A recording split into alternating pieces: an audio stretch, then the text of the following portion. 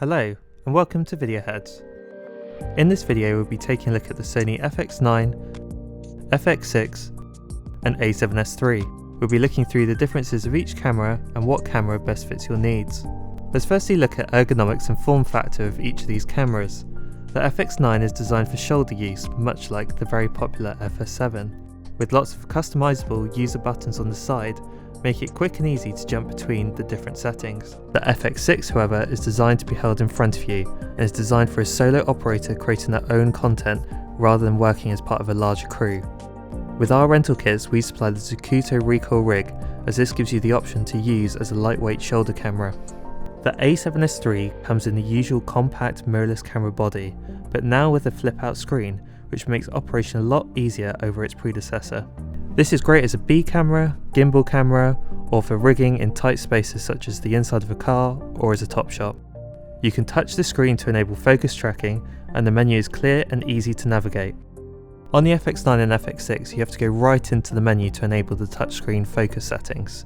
This is a bit clumsy and a bit difficult to use by comparison. You can however use the touchscreen on the status menu to change some settings quickly, but it's still quite slow.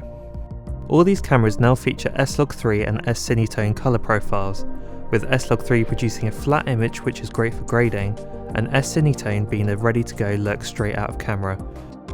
This colour profile is copied from the high-end Sony Venice and is extremely popular for fast turnaround projects. I've set up all three cameras side by side to see how well the cameras match colour-wise. As you can see, they have a similar look, but there's a slight difference in the green-magenta shift of each camera. The FX9 and A7s III shift more towards green, whereas the FX6 favours more magenta. However, in our testing these can be easily matched in tweaks and post. One of the key differences between these cameras are the different sensors. Whilst all these cameras have a full frame sensor and shoot up to 4K, there's some key differences to note. The FX9 has a 6K sensor which is downsampled to 4K for better image quality, but it allows you to crop into the sensor for a full frame 5K crop or Super 35 4K readout.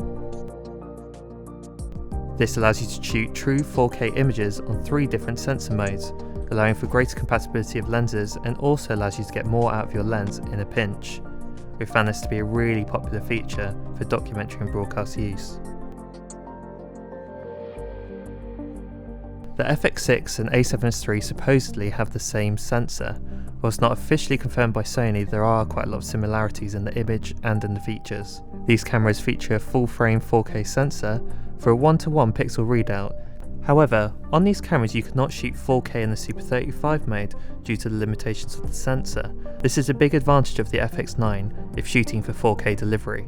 This might not be an issue for you if you use full frame lenses, but if you do want to use older PL glass or cine zooms, these are more commonly designed for Super 35 sensors.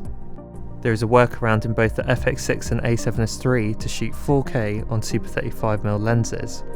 A feature called Clear Image Zoom allows you to digitally crop the sensor readout and upscale to 4K resolution. There'll be a loss in image quality as you digitally zoom in up to 1.5 times, but works well as an in-camera feature. The FX9 shoots DCI 4K up to 30 frames a second in full frame 6K scan, 60 FPS in 5K crop, and in HD can record up to 180 frames a second. The FX6 and A7s III shoots 4K up to 120 frames a second in full frame with a 10% crop, which is very impressive, with HD resolutions up to 240 frames a second without having to crop in any further. Impressively, all three cameras support up to 4 channels of audio. However, the A7s III requires the K3M module via 2 XLR and 2 TRS inputs.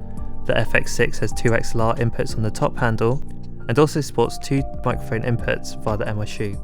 This works really well with Sony's dual receivers, as it powers and sends audio through the hot shoe without the need for any additional cables. The only drawback is that you don't have 4 physical controls on the camera. You have 2 dials on the side of the camera for inputs 1 and 2, but for 3 and 4 these are controlled within the menu. The FX9 has 4 physical controls and has the same features as the FX6, with the convenience of having 4 dials on the body. The FX9 and FX6 both support timecode via a B and C port on the body of the camera, which is a great addition over the previous generation of FS model cameras. We found some really interesting results whilst testing the ISO performance on these cameras. The FX9 has a dual base ISO of 800 and 4000, the FX6 has 800 and 12800, and the A7s III has 640 and 12800.